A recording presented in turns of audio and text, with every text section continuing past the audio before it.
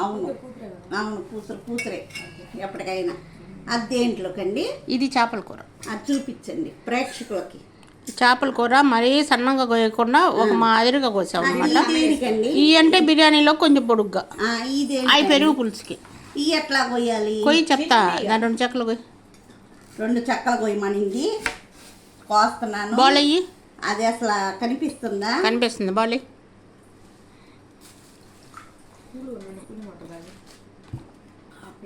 ఒక్క చెక్క ఇమ్మా.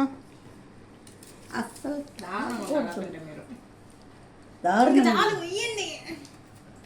ఇదిగో నీకు అయిపోద్ది నవీన్ దగ్గర.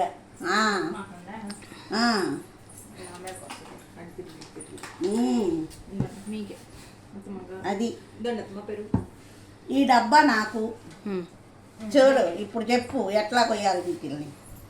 నాకు ఉల్లిపాయ కోయడం చేత కాదు కదా, అందుకని నేర్పిస్తుంది మా ఫ్రెండ్. ఉల్లిపాయ కోసేది చేత కాదనమాట. నేను అసలు ఎవరికి వంటలు చేసి పెట్టిన దాన్ని కాదు కదా.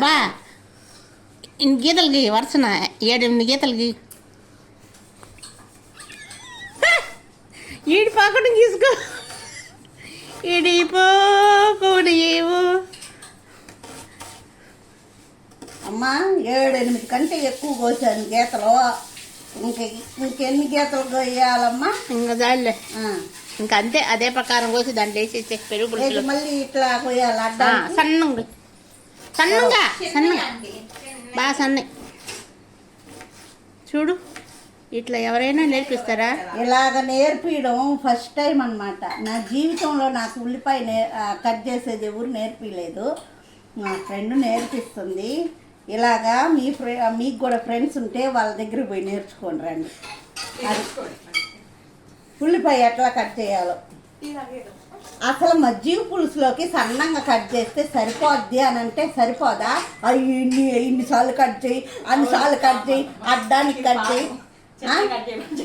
పొడుగ్గానే సన్నంగా కోసేస్తే అది కాదు,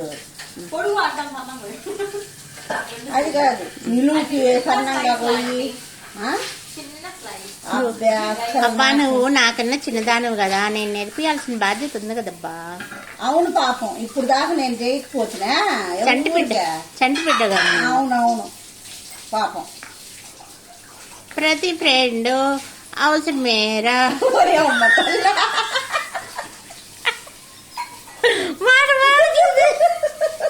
మాడు వాడికి తినేవాడు. మంచిగా పోసేసేదా? పెరుగు చిలికినట్టుంది. సరే, చూసి నీళ్ళు పోద్దాంలే. పచ్చిమిర్చి ఒక్కటి సన్న లాస్ట్లో గొయ్యిలో మంట పుట్టద్దు. అది మాత్రం మీరు కోసుకోండి, కట్ చేసుకోండి. నాకు మాత్రం పెట్టవాకండి. పచ్చిమిర్చి అంటే నాకు భయమా? ఓకే, నీళ్ళు వస్తున్నావు అంతే కదా. నేను పసిబిడ్డలా చెప్పాను. నేను నాకు అది వస్తుంది, నిలువుగా వస్తుందా? ఇరిటేషన్. సరే, తెలుసు కదా సన్నగా కోసేది. కోసుకో, మళ్ళీ నిలువు కోసాను.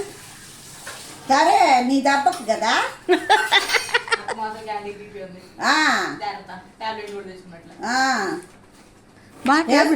టాబ్లెట్ తెప్పించాలి బా. వద్దులే, మేము వేసుకొని వచ్చాం ఇంటికాడ. ఆపి మళ్ళీ ఆన్ చేస్తుందా? ఆపి ఆన్ చేస్తుందా?